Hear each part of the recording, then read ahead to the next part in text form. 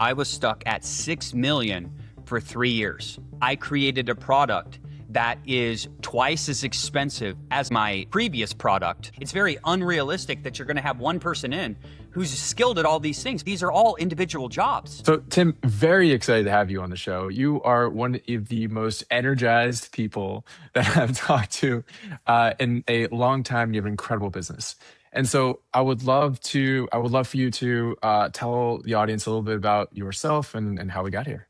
Yeah. So Tim Madden, 22 years U.S. Army veteran, which really is why I believe I've had so much success in business, because your back's up against the wall, man. I never had a choice in the military, right? It's like, we have to do this, right? We have to be up at this time. We have to accomplish this mission. We didn't have like, you know what? I'm just not feeling it today. So as you know, if you're a business owner watching this, right, that is highly transferable to business. So I attribute a lot of my success to that. Have a degree from Purdue in leadership, have my MBA from a good school where I studied leadership as well, a top Christian school. So I think I was fortunate, right? Because I'm not a 25, 30-year-old guy, right? Guy or gal who said, you know what, I want to be an entrepreneur. I was very lucky because I had so much structure in my life for so long. And, you know, most people have varying things of degrees, but the reality is, you know, I did learn things there. So by the time I became an entrepreneur, I was, you know, not probably your average entrepreneur.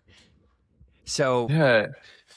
And do you think so I remember taking leadership classes, and they're always military based, right? Yeah. They're all based on military leadership, military strategy. What is it about leadership and military specifically that Yeah. is So such a good training ground? you know, when you say leadership, 1,000 things come to mind, literally. Some people, when they say that word, they think of how I manage people, right? Is how most people, what they think when, you know what I mean, like managing my team. But it's so much more than that. It's, how do I find the right people? How do I keep the right people motivated? How do I mentor them? How do I make this exciting? How do I train them? How do I, like, a million things? And what a lot of people don't know is actually corporate America policies, most of them are based from the military, you know? So, and I know even when you talk about EEO and sexual harassment and these policies that most companies have, actually, those were founded by the military in the 40s, 50s, or 60s. So the military just has so many good processes for, okay, how do we bring people in? How do we train them effectively?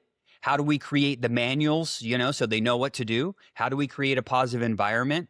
How do we make sure they have ongoing counseling? So a lot of these things, you know, think about the military. They even have a monthly counseling statement. Your leader's going to sit down with you and say, these are things you're doing well. These are things that you're not doing well. And they have annual performance reviews. And really, small companies don't have that.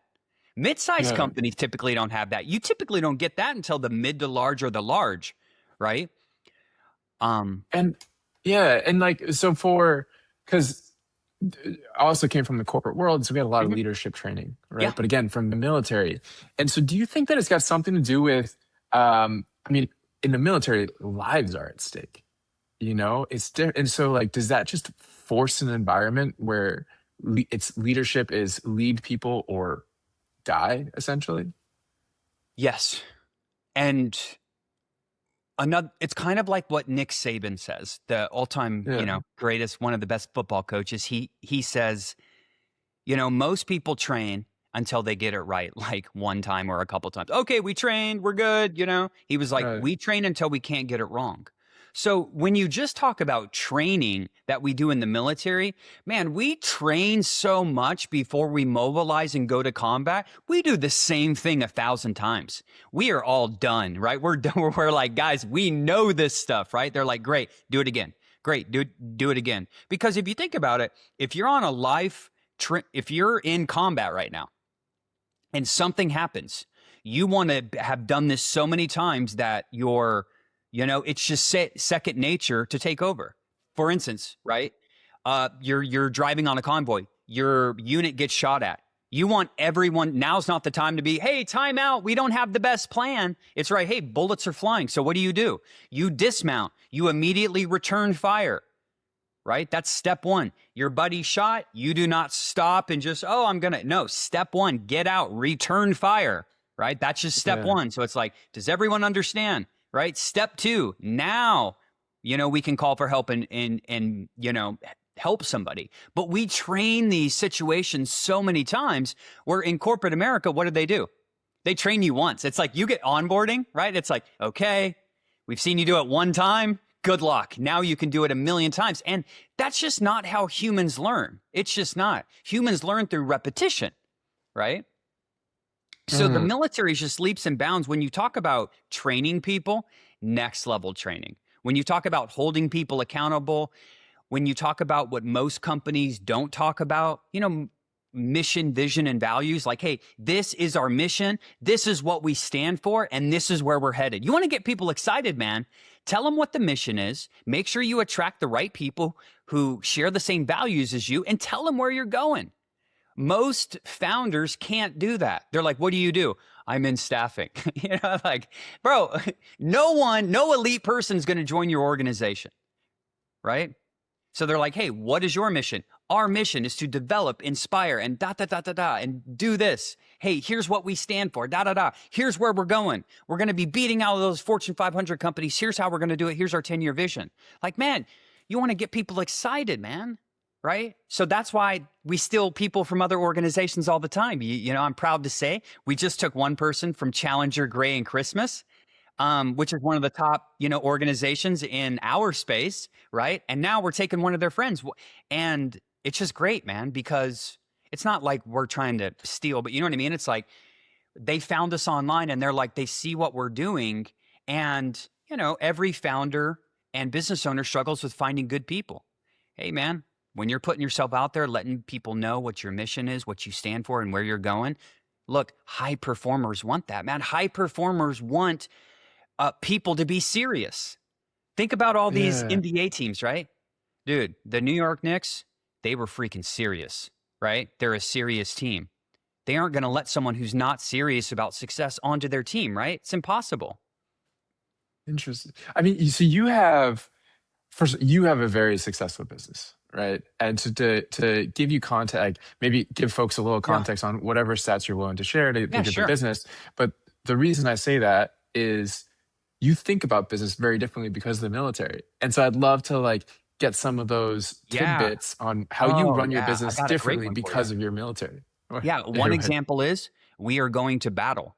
We treat this very seriously. I tell the team that we're going to battle. So, for instance, now when my upper management is trying to recruit and hire people, previously they would come to me, which we have a process in place, right? We have a detailed hiring process of here's the standardized thing that we're going to do for everyone. Here's how we're going to evaluate people. But there's still another component to that, right? So I would meet with my team, and be like, hey, what'd you think about Brian? Oh, Brian's a great guy. Okay, great.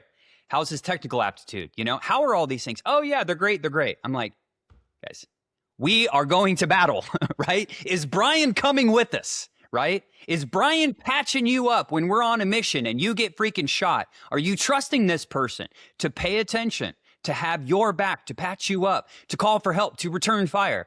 And it's so funny. A couple of times I'll be like, well, Tim, since you said that, I don't think Brian's coming to combat with us, and it's like, well, all good. Let's find the next person. Right? You can't do anything freaking amazing without elite people, man. So when you let people that are even average, maybe even above average into your company, you're killing the culture because high performing people don't want to work around people that don't take things seriously. Right? So the more that people allow that, right? The more that it's just going to be harder for them to grow and scale through people because you need people to scale. You can be the best founder at sales, marketing, fulfillment, all these things. But hey, without other successful people, right, it's impossible to grow a company. It's impossible. So I think most people, they hire, oh, yeah, this person can do the job. And it's like one of the mottos we have is like, hey, we are going to battle, right? So any hiring decision we make, we take it very seriously. yeah, and like that creates a wild amount of urgency and care for Mm-hmm. sure. How like, and I can see like you as the founder, you have a ton of urgency and care, right? And I think a lot of challenges, a lot of founders' challenges is how do they get their teams to feel that same sense of urgency and care, right? Because like you and I see it as going into battle, Yeah. but how do you get your teams to see it as going into Great battle? question. Another military principle. Man, I love these military principles. One military principle is now we don't do it here, we do it at 50%. But in the military, when you start the day, you have what's called first formation. Everyone meets, you report who's here, who's not here. So every single day, this is also, I had Brandon Dawson, just a phenomenal mentor of mine, said the same thing. Hey, you have to meet with your team every single day. It's a simple thing, but I'm telling you, it is extremely vital. You need to have everyone in the company at a time, right? Preferably at the start of the day to meet, right? And then in the military, they also meet final formation at the end of the day. So at the beginning of the day, they say, this is what we're doing today. This is our mission, etc. At the end of the day, we do what's called AARs, after action review. How'd the day go? How can we improve? What are some hiccups? What didn't we get done? When some teams, big companies, they'll meet one time a week. It's like, dude, how could you be on the same page with people? Right? So what we do, and more than just being on the same page, that's your time to hype people up. I have the 10 core components of creating a 10X culture. One of them is to meet every single day. Another one is to let people know why we're doing what we're doing. Number 3, hyping people up, right? Hey, if you're a founder and you have a team of 3, great. Shout someone out every single day. People are like, oh, I only have 3 people. Rotate, bro. Rotate, right? Hype your people up. So it's like, because think about this. When your employees leave that are not entrepreneurs, not founders, maybe you're right, not to the level of, you know what I mean, to the founder. But think about this. What are they doing outside of work? Bro, they're watching CNN. They're watching the news. They're watching what's going around in Iran, Israel. They're just, they're being confused, man. And they're just going out and maybe they're having some cocktails and maybe they're dealing with stuff in their personal life and all this. So what really the purpose of that daily meeting in my mind is a daily reset. It's like, Brian, like how do you pop up on Zoom and I could be like, yo, wake up, brother. Do you remember our mission, right? Do you remember our mission of helping people and doing this and doing this? Hey, lock in, guys. Right? So one of the things I do is I start every day with, hey, numbers and KPIs. These are our sales. This is where we're at to target. Today we were over target. Give it up for the sales team. Let's go. Right? And just hyping people up, man. You know, and some people, they don't meet and they wonder why their teams aren't on the same page. My people aren't bought in. Bro, if your people aren't bought in, that's your freaking fault, man. And an easy solution to solve it is what I just shared with you. Get with your people every single day, man. Motivate them, inspire them, let them know where you're going, right? Ask them how you can help them. Be there for them. So that's one of the things that we do every single day. And do you do so first formation and final formation? Or you just do No, first we only formation? do one team meeting. We do Okay. one team meeting. So I'm 50% there, but I tell you what, if you do the 50%, right, you'll be in good shape. And how do you how do you do first formation? Like how do you do first formation when you have sales, which is different than delivery, which is Yeah. different than finance, So etc.? Like what do you do? every single day, my different departments meet first for 30 minutes and they have structured things they talk about. Sales is warming up, right? Time to warm up, man. No different than basketball, right? What do they do every single day before the game? It's crazy. They watch tape. You know what's crazy? Look at professional teams, man. What do? They are watching their tape. But some sales professionals won't take the time, to review their own tapes, right? Or with their manager. It's like, hey, we're going to do this once a month or once a quarter. Like, bro, no wonder your team can't get better. These teams are doing this every single day. And what do the professional athletes do? They warm up, right? Sales, you should warm up with objection handling or whatever. So that's what sales does. Then we have our other departments. So they're going to meet for 30 minutes to kick off the day. Immediately following that, there is a 15-minute meeting. So our daily first formation, if you will, is a 15-minute thing, and it's structured. I'm going over the sales, where we're at, critical updates. Marketing is then updating the company. with KPIs. Here's how many leads we came in, etc. Keep your eyes on numbers every single day. Fulfillment talks about how we're winning, and then sales talks about how they're winning. And I typically wrap up, and my job is to basically motivate and inspire these people to say, hey, let's go change some lives today. And that's how it goes. Interesting. 15 minutes. Got it. So 45 minutes every day is warm up and rah rah, right? Yeah. Basically warm up, process stuff. Hey, we have to get with this client. It's different for people, right? Yep. Yeah. Yep. Got it. Okay. And then what about the after action review? How often do you do that? Frequently. And it's really, for most people, it's just how did events go, right? We run a lot of Yeah. online events or different things. How many people showed up? How many people registered? How many people attended? How do you think we could improve on this? Hey, what do you think about this? So it's really just, Mm. it doesn't need to be after every single thing you do. But for instance, I'll give you an example. I'm very damn proud of my team. We are going to Florida next Friday. I got my team flying in, right? We're staying at a just amazing resort on the water, and I rented a freaking yacht because we hit a sales challenge. So Saturday we're going out on a yacht, but That's awesome. I planned it all with other team members. So it's like we have this event, but hey, after that event, since that's like a 3-day thing, I'm gonna get with the other leaders and I'm gonna be like, hey, how'd it go, man? Right? What should we have done? Should we have had people come earlier? Right? Should we have done a dinner on both nights? You know what I mean? It's kind of just like, so really doesn't need to be these highly complex things sometimes or a daily, but it's like, hey, this is important for the company. We want everyone to have a good time, right? So after we leave that, I'm definitely going to talk to the people like, hey, what should we do again? They're probably going to say, yacht, Tim, this is the first time we've done it. Yeah. Yacht. Hey, what are some things though you think didn't go well? And maybe it'll be like, hey, we shouldn't have done this. We should have done that. Right. And now we know for next time. Yeah. That's awesome. And was there anything, so you've got, you're going to battle, you've got AARs, like first formation. Was there anything else you stole from military? Performance counseling. Okay. Mm, Yeah. yeah. You gotta continually check in with your people. Right. So one of the things that I learned from my mentor, Brandon Dawson, so that should, you should meet with your leadership frequently if you have them. I recommend at least once per week. Again, these can be 15-minute things. Elon Musk can do a 15-minute meeting with his leadership, So at least meet with them that time. But every month you should tell them like, hey, here's things you're doing well. Here's things that I think that you can improve on. But in with that, one of the things I learned from my mentor is you need to know what makes Brian tick. What are his personal, professional, and financial goals? And it's one of the key questions we ask people as a last part of the hiring process before we bring them on here. Because you'll be surprised, Brian, when you meet all the criteria. You're a great guy. You got great energy. But one of your big professional goals is, I really want to work in a private equity firm because I love private equity. And I really want to, brother, you are no longer being considered for executive career upgrades. Go get your dreams, man.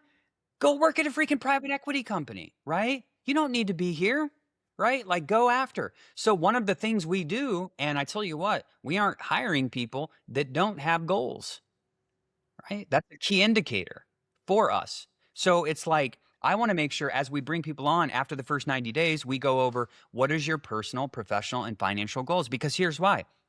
If I'm your manager and I know what they are, my job is to make sure you achieve them. Specifically, my job is how can Brian achieve that while working here, right? How can you achieve some of your goals while working here? Because think about it. If you cannot achieve your goals while working here, it's not going to work out, man. It's not. If you want to talk about building a passionate team that's all in with you, etc., think about this. If they can't accomplish whatever their goals are, how is this the right place for them? Right? And sometimes they might need help developing those goals.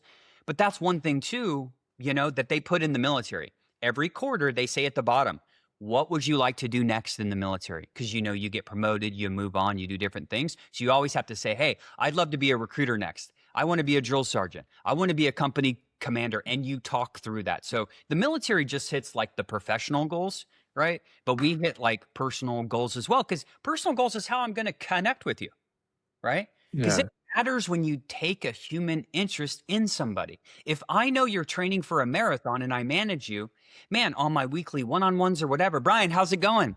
Hey, how's it going for the training? You're not slacking, are you? Hey, everything's still going okay, right? It's just a way for us to connect. Do you know what I mean? Yeah. And then Brian knows, hey, I like Tim, man. He cares about my goals.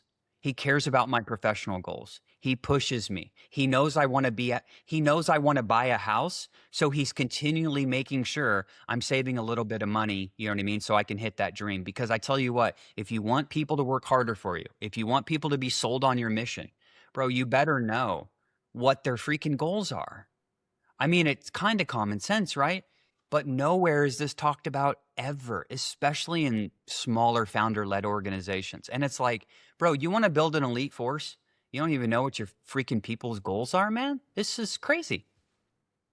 Was it always obvious to you, like you learned in the military how to motivate people, lead people, etc., and do these things? Was the connection between that military leadership and business leadership obvious, or did it take a No, while to figure no. out? It took so long. You know the craziest thing? I learned Yeah. all this stuff in the military. Then I paid my mentor, Brandon Dawson, a crap load of money and Grant Cardone. And then I'm going through their training and I'm like, this is a lot like the military. They want us to meet Awesome. every single day. They want us to talk about goals. Man, they want us to instill the mission inside of our team. You know what I mean? They want us to continually tell our team where we're going. And I'm like, literally. And, you know, it's funny you said that because I've never even brought this up to Brandon of being like, hey, remember how you grew a company for 20 years and you wrote all these things down and then you shared them with me so that I could be successful? Do you realize that like every single one of these things the military does? Literally every single thing. Yeah. But it didn't click. It didn't click until I was going through that training and I'm like, oh my God, right? Why haven't I? And, you know, it's crazy because it's so oblivious to me because I served in the military for 22 years. Now, don't get me wrong. Some of it bled over, but not to the extent of like me really sitting down and being like, hey, what did we do in the military and why we're successful and really think through that? And actually, funny enough, that's why I'm writing a book right now, Becoming Mission Ready. And everything we're talking about right now is what I'm putting into that book. A lot of Mhm. these things I'm sharing with you because it is the playbook to build a successful company, whether it's a landscaping company, a recruiting company, consulting, whatever. These foundational principles are about people and process Interesting. and product. Yeah. At what point do you think? So if I think about the the systems and stages of business, right? You got stage one, you're scrappy, Yeah. you're figuring out the Yeah. business, etc., right? And then once it starts working, a lot of listeners are now at stage two, let's call it, which is now you're scrappy figuring out the system, right? What Yeah. people to plug in, what processes come Yeah. together, what tech do you plug in, right? And you're still up leveling your skills, probably more hard skills, not yet leadership and mission, right? And there's probably a transition from figuring out how to put process, tech, and people together to now I need to optimize and enhance that system, which is where leadership comes in, Yeah. mission, that kind of stuff. And feel free to disagree with me. That's my own thesis.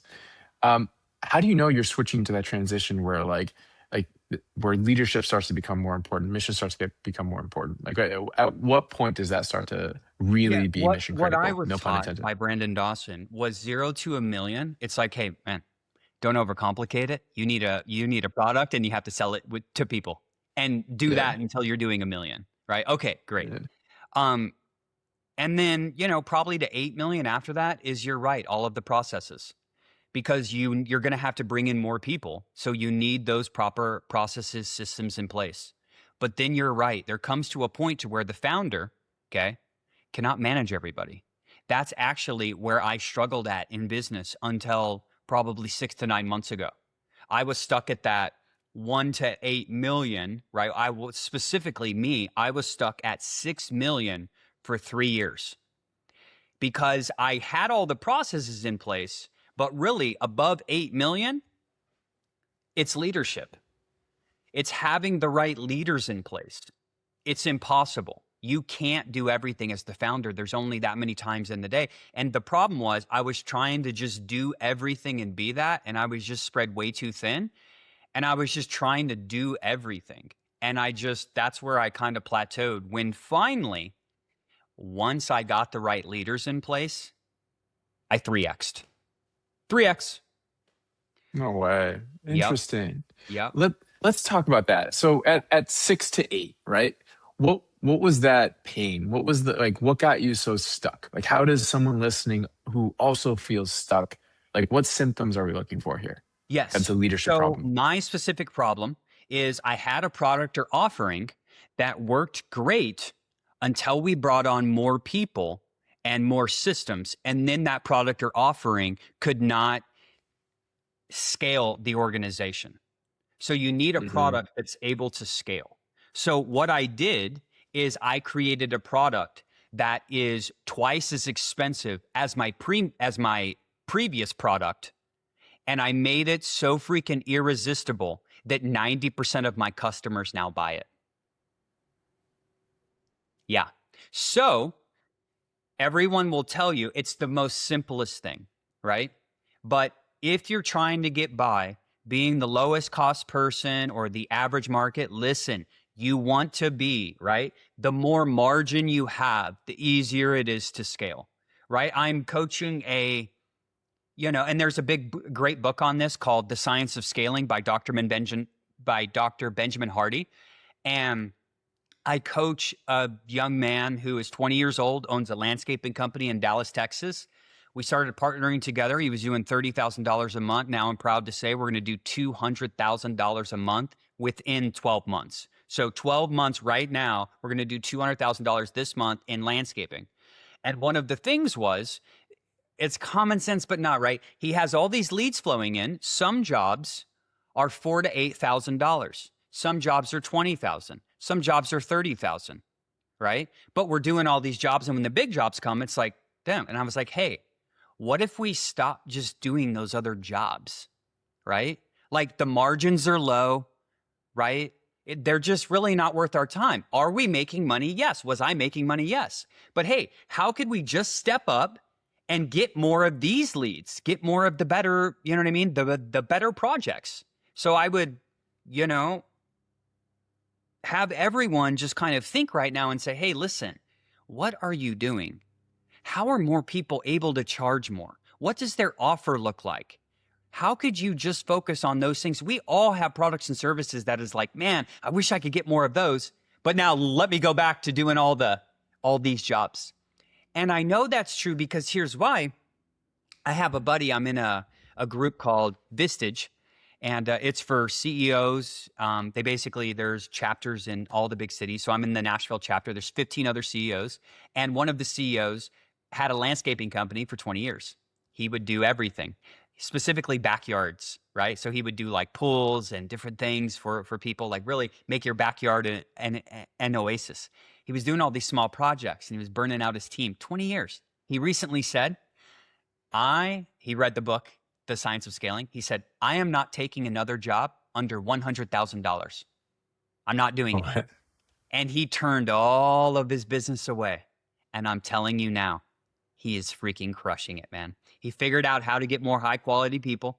The lead flow is less. He's way more profitable, right?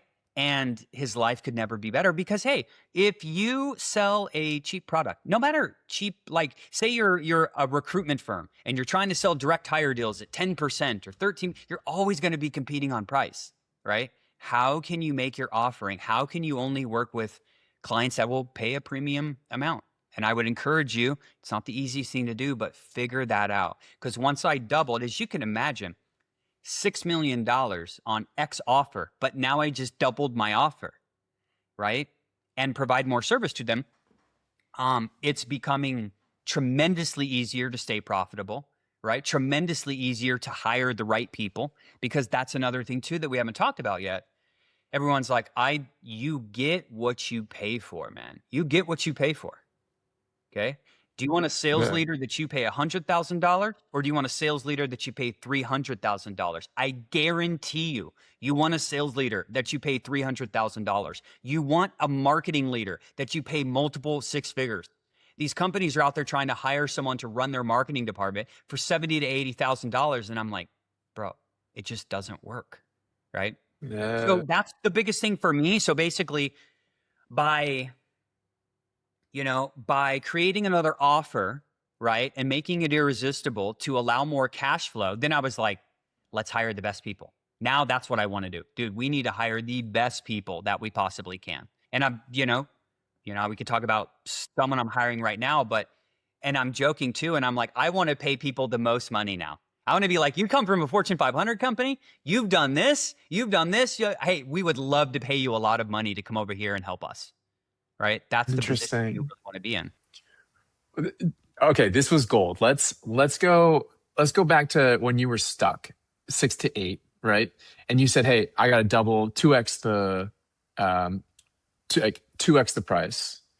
Um, was that the first step in a series of fixes?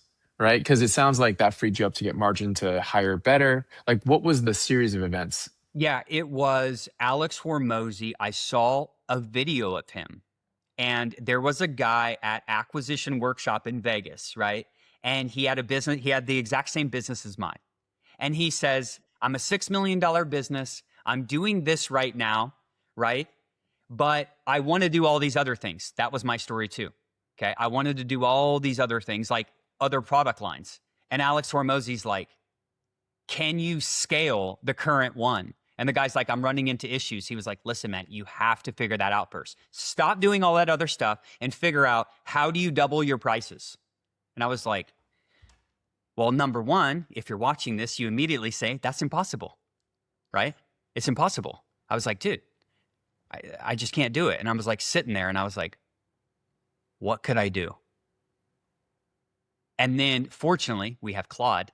I was like, Claude, what are some ideas you have for me? How could I double this? And I was like, oh my God, this is so simple.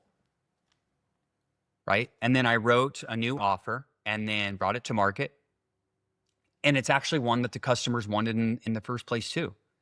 So that's going to look different for every single person. But that's just the series of steps I did. I'm not even joking. It was Alex Hormozy video where he said, listen, if you can't scale your company doing more of what you're doing right now, right?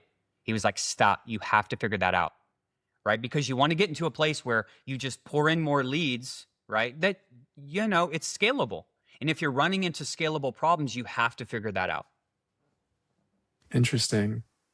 Um, do you think that you needed to um, do the unscalable product first to Yeah. figure out the scalable one? Absolutely. Absolutely. You're gonna go through all these pain points. This is why, my friends, they'll always get a hold of me and they'll say things like, man, I can't wait. It's the same thing, right?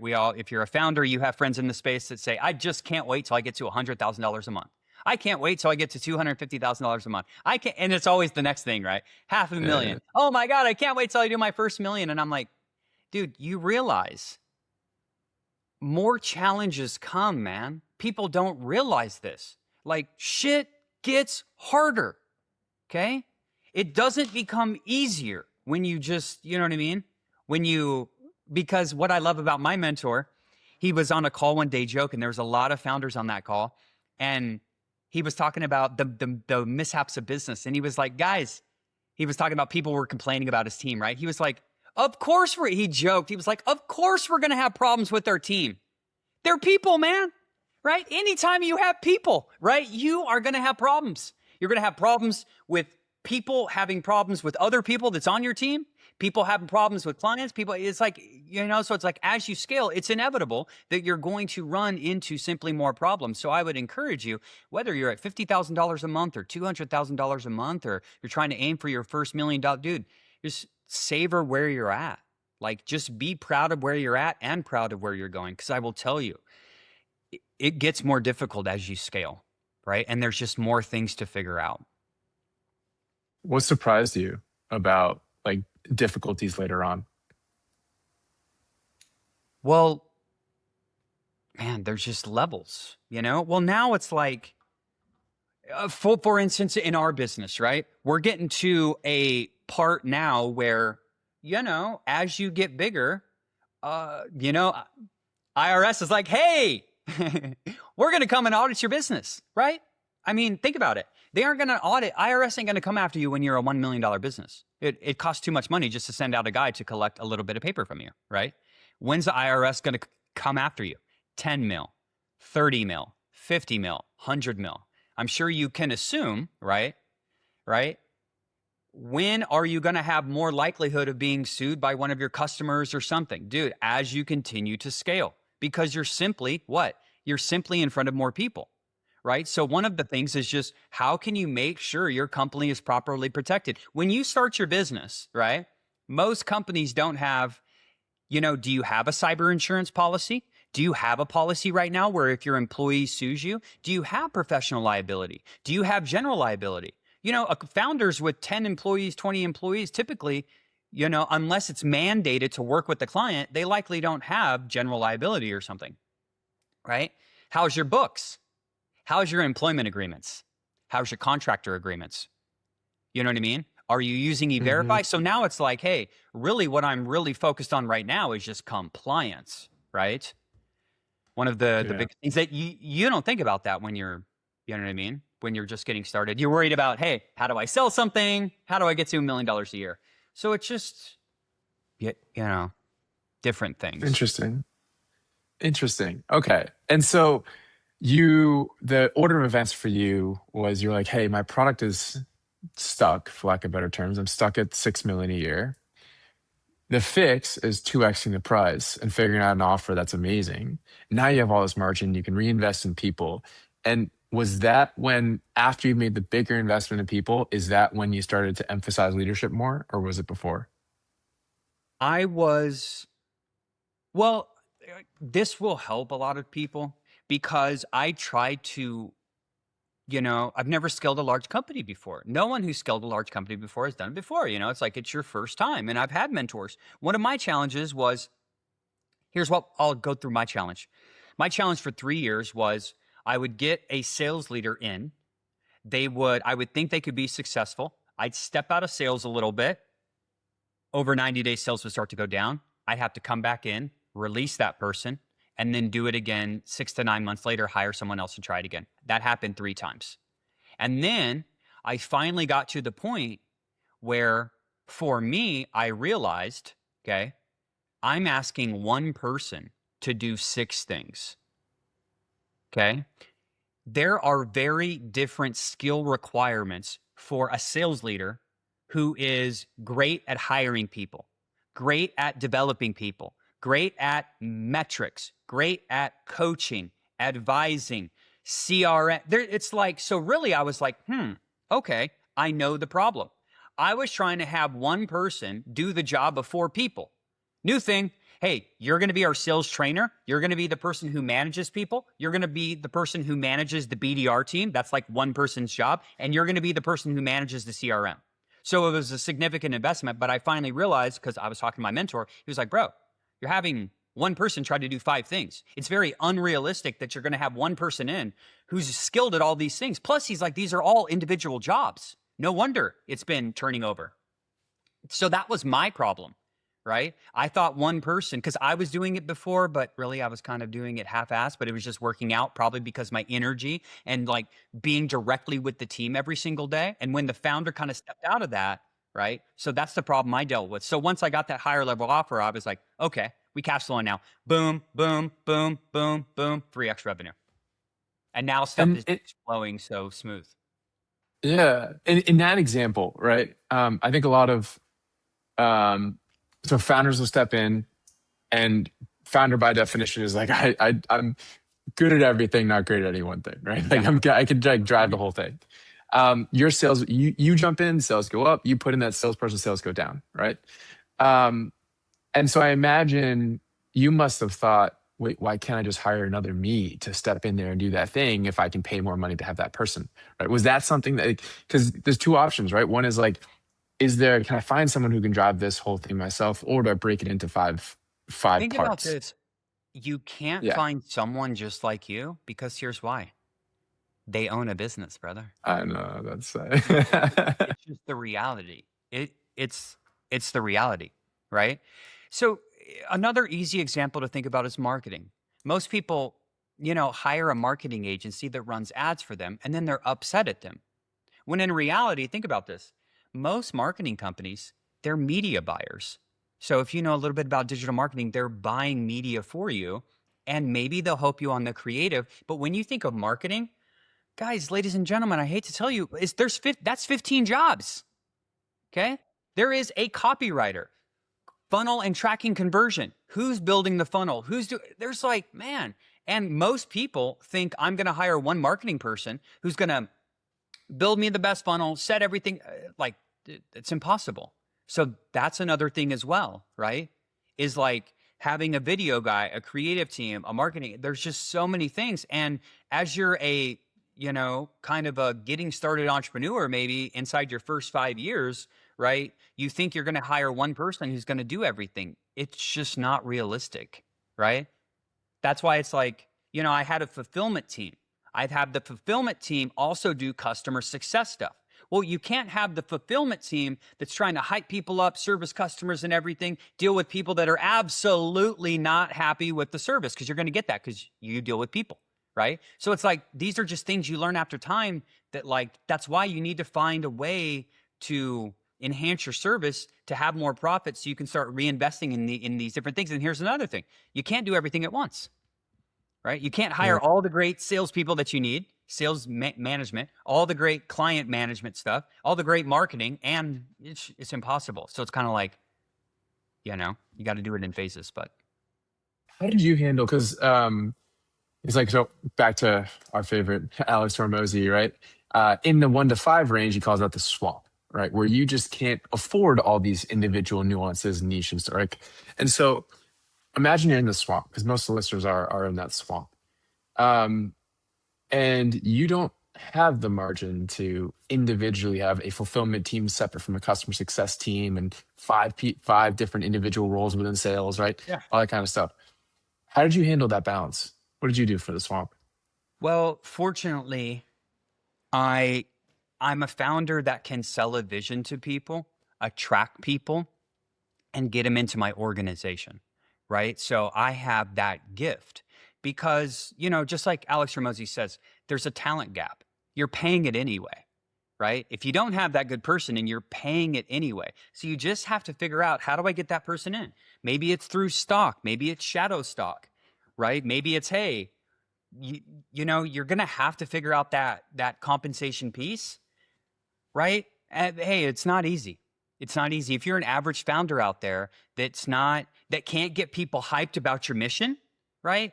This is going to be nearly impossible for you. Going to be nearly, Interesting. but And I would so, encourage you to say this too. Always try to pay people more. And here's what I mean. Say the going rate for something is 80K. Okay. Just for what, maybe the market conditions is 80. Bro, pay 100, pay 110. Trust me, pay more, right? When you pay more, it is worth, because that 30K is gonna 3X, right? So that's been my strategy of like, hey, try to figure out how do I pay people more? Not, but like abundantly more than the marketplace, right? We pay our consultants very well. Most people at my company make 6 figures or above 6 figures, even on our client fulfillment team, right? They are heavily paid. My salespeople, their commission structure is, do you know what I mean? Is really good. Why? That's how you attract good salespeople. Oh, hey, Brian, you're making 5% over there. Come over here. I'll give you 8%. Right. So you're going to have yeah, to figure, but I would say, and I know it's difficult. I know that everyone's like, yeah, team, but I don't have the money. Listen, if you can hire someone for 80, bro, you can hire someone for 100 or 110. So trust me, just go with that. Just pay that person a little bit more. interesting. And you had, so you have an ability to attract amazing talent. You have like, you get people excited. That's awesome. And was there a moment where this all became more important to you? Like I remember we were talking earlier about this. identity shift that you had to help scale the business? Like, maybe tell us a bit about that aha moment that you had to shift your identity to scale the business. Yeah, what's crazy is we were actually already, it was our first year of hitting the Inc. 5000, so we were already kind of doing well. So imagine when you're an Inc. 5000 founder, you're like, no one can tell me anything, right? I'm one of the Yeah. fastest growing companies. And that's when I went to a 3-day event with Brandon Dawson, which, they call it 10x 360, right? And I went there, and I'll tell you too, it's a 3-day event. It cost me $36,000 at the time. That's a very expensive 3-day event. So as you can imagine, I'm already in my own head, like, what am I going to learn there, Brian? What? First off, 36,000 for 3 days. Like, how can I make sense of what am I going to learn? How to scale your business. I'm already scaling my business, right? So one important tip that I just always go back to Grant Cardone on is he's like, hey, when things are going well, that's the time to get help. The better you're doing, the more help you need. Ding, click. The better you're doing, the more help you need. And it's the truth. Think about it. If your business is doing well, you need more people to multiply and scale, right? So I was like, hey, things are going well. And what I love about Grant Cardone on the other end, he was like, dude, anyone can ask for help when they're busted, beat up, tapped on their credit lines, Brian, like everything's going wrong. And it's easy to ask for help then. Talk about smart people. You want to emulate the smartest people in business. The smartest people in business are always getting help. So I was like, that's what did it for me. I was like, hey, things are going well. Inc. 5000, let's get help. So I went there, and what I learned was I actually got kind of emotional when I was there because he was like, you are the founder of your company. People look up to you. People watch what you do. Are you setting a good example for your people? And I was like, man, to be honest with you, I was not. And I'm not saying I was doing anything wrong or unethical, right? I was just like, imagine this. If you work for me, you're counting on the business to do well, to provide for your family. If you're a founder, you want to be able to provide opportunities for your people, right? Do you want your people to get promoted? Do you want your people to make more money, right? Do you want your people to be able to provide for their family?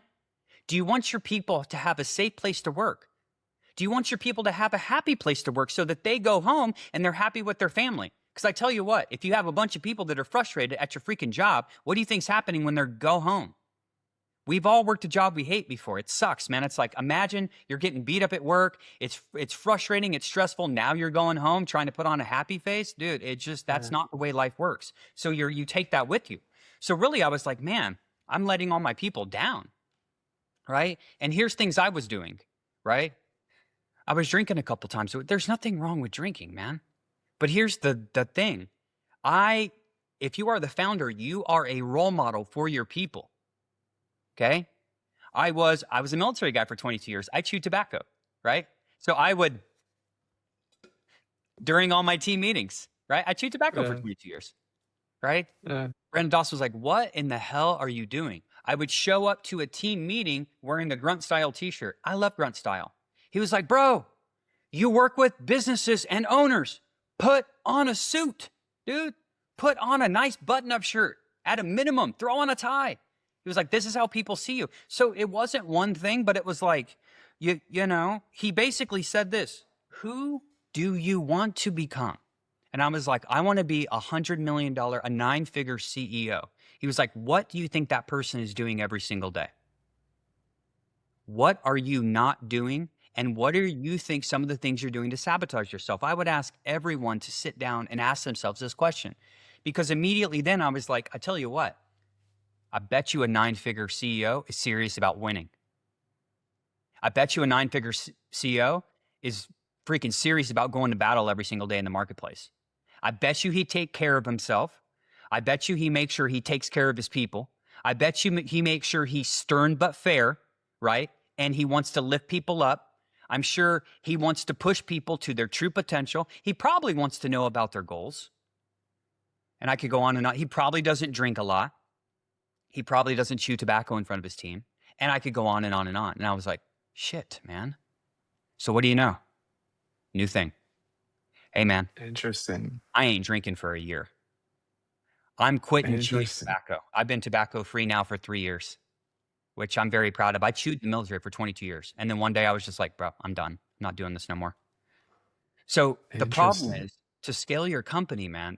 John Maxwell has the law of the mirror. Your company is you, man. And what I love, he says, the more value you put in yourself, the more I hold myself to a higher standard. There's things in business called lids. There's a belief lid. If you don't think it's possible, so like, for instance, that offer thing, right? Where I said, hey, figure out a way to just charge people more to get better clients. If you immediately thought that's not possible, you're limiting yourself. So there's a belief lid. The team's only going to rise to your belief. So now I'm like, anything's possible. This month, I'm proud to say we're going to do $1.6, $1.7 million in revenue. We're crushing it. We're 3X over last year right now. Actually, I'm very It's proud to say incredible. upon the completion of June, we're going to do more in Q1 and 2 than we did all last year. And then we're That's just incredible. so much more. So by the end of the year, we're probably going to do almost 3X more. But now I'm already telling people, right? Hey, by the end of this year, we're going to be doing 2.5 to 3 mil. And everyone's looking at me, right? Like, you're crazy, Tim, right? And I'm like, hey, are you guys coming with me? So think about it, man. I need to expand their mind too. So this whole identity thing, if you're sitting there, this ain't me, this ain't this, you're right. Or it could be this. Hey, I'm a business like Corn Ferry. There's a business out there doing $30 billion a year. And you think it's not possible for you. I don't care what you do, if you're in SaaS, if you have a landscape company, everything. Dude, no matter what company you're doing, there's $1 billion company out there. They figured out how to do it. Anything is possible. Don't freaking limit yourself. So I had to make changes in me. And it needs to evolve over time. And that's the problem with entrepreneurs, right? Is they're looking outward. My team, the market, this. Oh, brother, look inward, man. You got to change you first. And there's nothing wrong with that. Just no different than a video game. I'm a nerdy guy, right? I played World of Warcraft for many years. You can't go to the hard areas without what? The right armor, man. How do you obtain the right armor, the right skills? You have to level up in all these zones, man. You need to become a new you. You need to get new skills, right? You need to spend your gold to buy the items. You need to go into the hard dungeons and figure out how to kill the hard boss to get the hard stuff. Video games are a lot like life, right? So I have just had to learn through these identity shifts I will tell the audience too, it's more of what you don't do than what I did do. That was the biggest shift that Grant Cardone told me. He was like, it's actually more of the things that you don't allow yourself to do anymore, more than just like doing the new thing, right? So for me, the changes I need to make was taking stuff away, if you will. And think about this. Interesting. Let's just go back to the drinking and the alcohol, or the drinking and the tobacco thing, okay? If you're older and you drink, you don't feel good, man. If you don't feel good, you're not going to perform good. Period. End of story. The same thing with tobacco. It just took so much time. Because think about this. Okay, for anyone who chews or smokes, right? What do we need to do? Okay, I'm out of chew. I need to run to the store. Now it takes 15 minutes to go to the store. Now I'm coming back. Now I'm grabbing the tobacco, Brian. Now I'm putting it in my lip. Now I'm spitting. Now I got to spit it out. It's like when you talk about just the time that stole from me every day, dude, that sold 45 minutes of my life probably daily. Think about this. No more tobacco. I just freed up 30 minutes a day. No more drinking. Oh man, how much time did I free up? Now I feel better. So it's just like, hey, how can you take out these negative behaviors, right, that aren't serving you, man? If it's not serving you, get it out your damn life and then replace it with something else, right? Positive. Interesting. And how did you make some of these changes? So like you said earlier, you're talking about your belief lid, right? Um, how did you realize when your belief lid was capped and how did you uncap the belief lid?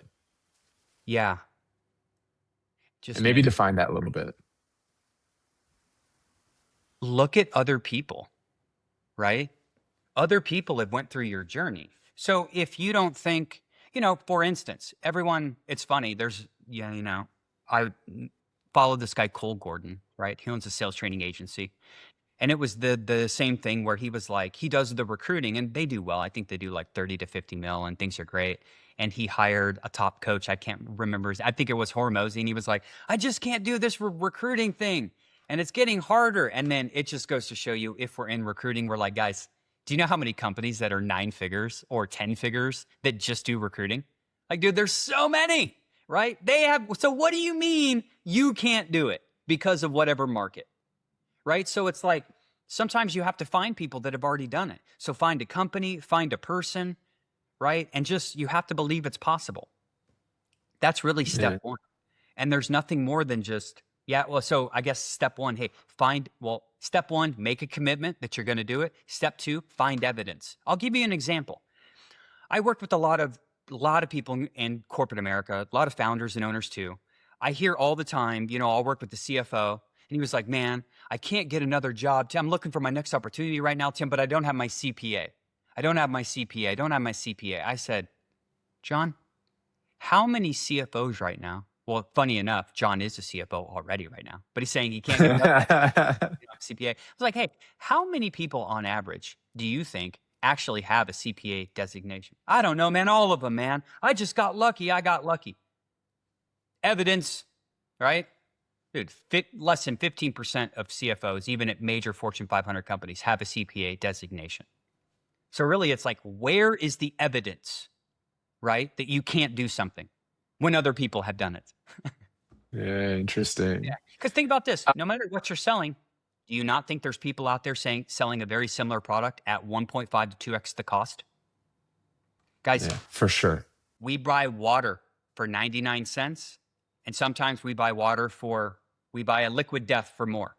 Okay. We buy an energy drink for 99 cents, and then we buy a smaller Red Bull for $4.39. Right, right. It's possible. It's possible. Um, and what about like when you're talking about so you got help that changed how you view your identity, the business, etc. And you said something super interesting that resonates with me personally, which is when times are good, that's when you need the most help. Absolutely. So let me like challenge that for a second because like that's something I think about a lot, which is times are good right now, right? I've got more leads than I have like ever, right? And I'm thinking about like in this era where times are good, I think about like, oh, I know what I need to do. I just need to keep doing it. Mm-hmm. That feels like a fallacy based on what you said. Like if times are good and I feel like I know what I need to do I need to be confused before I get help? Do I need to have a problem before I hit help? Or times are good and I know what to do, so I don't need help right now. Get help later when I'm confused. Like how does that work? When do I know to seek help? Think about this. We can all agree that if we have the right coach, our performance is going to increase, right? So it's just one of the things where that's even me recently. I've worked with many advisory groups that have helped me get to where I am, but I'll tell you, I'm not working with one right now. I'm trying to launch so I'll tell you, this is an ongoing, this is for me as well. So I'm sitting here like things are well right now. I'm still pushing my team. But then that quote from Grant Cardone just popped up on my feed because I saw him like 7 years ago in Vegas at a conference, and I recorded it and I just popped it up and I was like, man, remember when I paid 36K a couple of years ago? You know what I mean? 4 years ago or whatever. I was like, and then I paid a lot more money to work with them, which I got a huge return off of. But I was thinking about that and I was like, dude, things are going well right now. Why do I not have any help? Ding.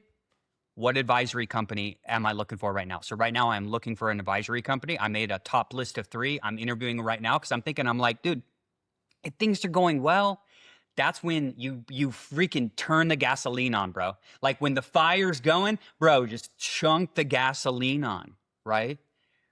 Because here's why. I mean, like anybody can ask for help again when things are going bad, right? I truly believe, and I think most people would agree, when you're working with a coach, advisor, or whatever that's pushing you, holding you more accountable, making sure you're more locked in, you're going to get better results. So why would you not want that?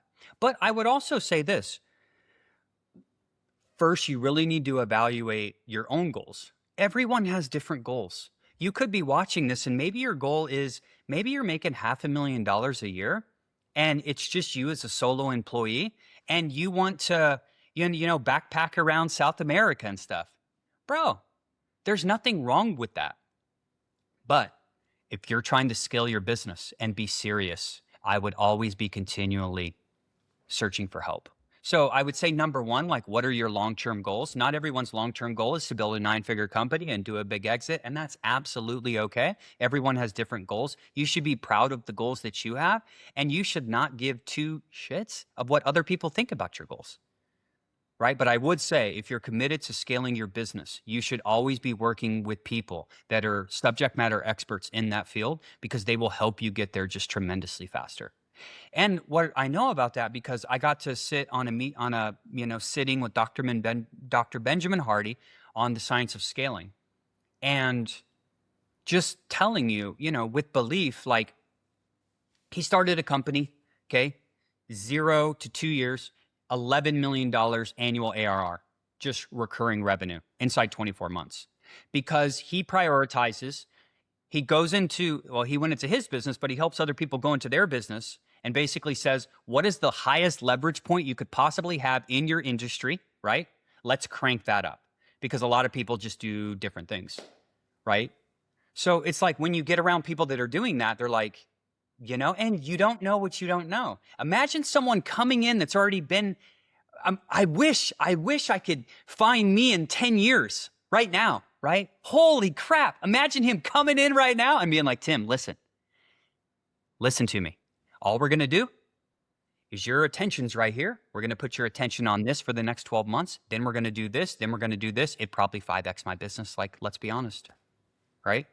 So why would you not want that, man? And remember this, you should be proud of getting help. Successful people know they need help. It's not a sign of weakness. It's a freaking sign of strength.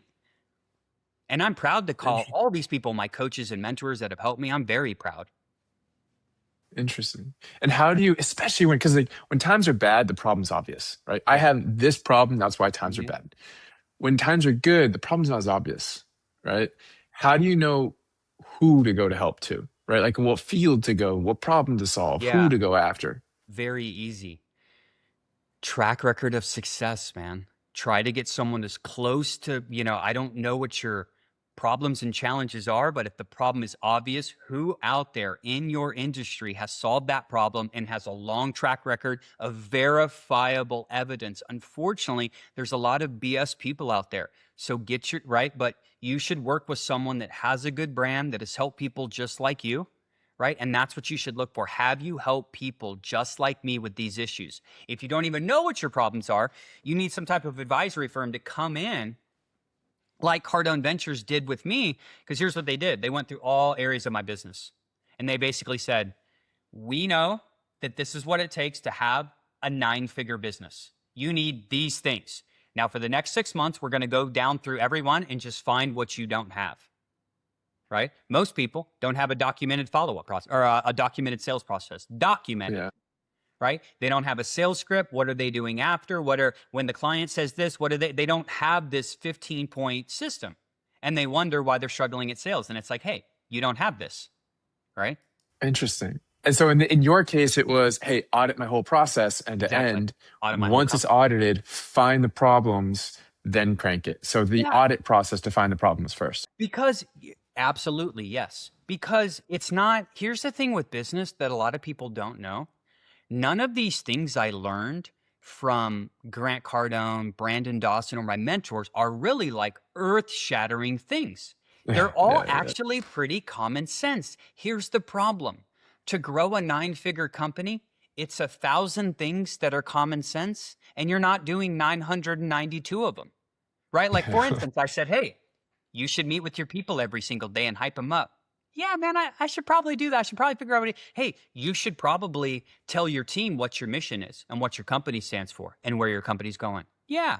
Hey, you should probably, you know what I mean? Ding, ding, ding, ding, ding, ding, ding, ding, ding. And what do you know? As you start doing that, hey, we need a documented sales process. We need this. We need market research. We need, and then it's like, hey, that's the only way to grow enterprise value. So the hard thing is, as an entrepreneur, right, is You just don't know so many things that when you start hearing them, you're like, yeah, man, why haven't I been doing that? Why haven't I been doing that? Yeah. That makes sense. That makes sense. That makes sense. Yeah. And so in your case, you audit the process end to end. And then I heard you say you find the leverage point to crank, right? Um, and I hear two different arguments. One is constraint, the other one's leverage. And they feel like different ideas that if you find them together, I'm sure it's a Lollapalooza effect, like from Charlie Munger, right? Mm-hmm. How do you think about it? Are Yeah. you constraint oriented? I got a great example. There's multiple ways. There's multiple ways you can do it. So Dr. Benjamin Hardy, here's what happened with him. Smart guy, got his doctorate degree in um psychology, but like maybe neuroscience. I can't remember the actual one. And then he said he wanted to write his first book and he wanted to get a book deal.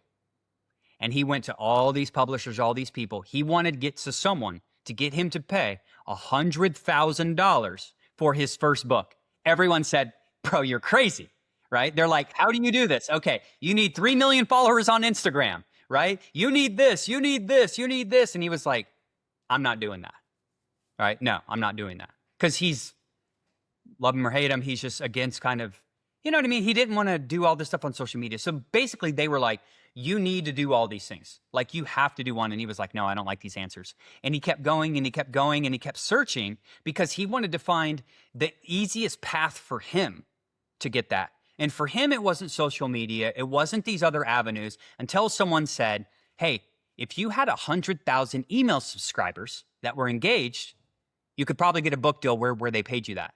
And he was like, okay, I think I can do that, right? And he was like, okay. So I think that's the easiest route for me because I'm a phenomenal writer, but I don't want to be on video and do this. So he was like, I'm a phenomenal writer. And he was like, okay. Now at that time for him, it was medium.com. He was a really great writer. He grew a following, right? Wrote articles, etc. Grew an email list to 100,000 people over 18 months. Now again, he worked with a lot of people to help him, etc. But that was his path. So listen to this. No one knew who this guy was. 18 months. He literally takes his highest leverage point, utilizing his skills, his unique skill of writing, built an email following, got a 6-figure book deal. Never wrote a book before. Awesome. Anything's That's awesome. Yep. Interesting. Okay. Well, I know we're coming up on time and this has been awesome. And so is there anything that, where can folks find you? And is there anything that you'd like to share with folks on kind of what you're focused on, what you're working on? Yeah, what I'm working on right now is a new book called Just Becoming Mission Ready. Hey, there's many things to business. It's kind of like what I believe are the critical things to be coming out in 6 months. It'll help you, do a lot of the things I said on this and more so that you can help grow and scale your business. And more than just grow and scale, hey, just help people, help your team, help them provide for their family. Like that's what you should want to do as an entrepreneur, right? That's like we have a very big responsibility to provide for the people that are helping us. You can find me on Instagram at the Tim Madden, but if you search me up anywhere, hey, you can find me on LinkedIn, Facebook, TikTok. I'm everywhere, YouTube. But those are, my final words with you is, hey, take this serious. Right? Who do you need to become? What are things that you need to change right now? What are things that you want to do? And get some freaking help. It doesn't have to be Grant Cardone. It doesn't have to be Brandon Dawson. There's a lot of great coaches out there, a lot of great advisors. Find one that can help you, like make this easier on yourself. Think about professional athletes. Kobe Bryant had a mindset coach. Tim Grover had a strength coach. Had so many coaches, right? There's a reason the president of the United States has a team of seasoned advisors, right? If you want to get to where you're going faster, you need help, and there's nothing wrong with that. Super useful. Yeah, my hand hurts from how many notes I had to take on this call. This has been very helpful. Thank you. Excellent. Thanks, Brian. Amazing. Thanks for coming on, Ted.